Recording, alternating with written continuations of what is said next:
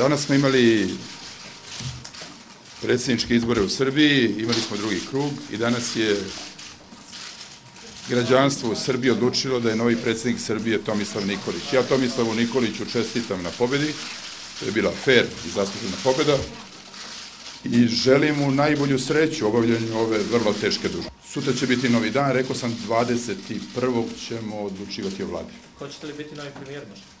Ne, sigurno neću biti novi premijer. Pa ja mislim da bi to bila tragična greška kada bi se Srbija vratila 90. i kada bi Srbija promenila svoju stratešku orijentaciju.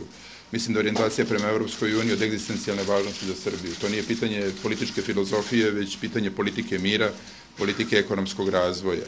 I zbog toga ja kao bivši predsjednik Srbije, ako moja rečenica danas ima relevantno značenje, apelujem na sve političke činjenice u Srbiji da se zadrži strateška orijentacija prema Evropskoj uniji.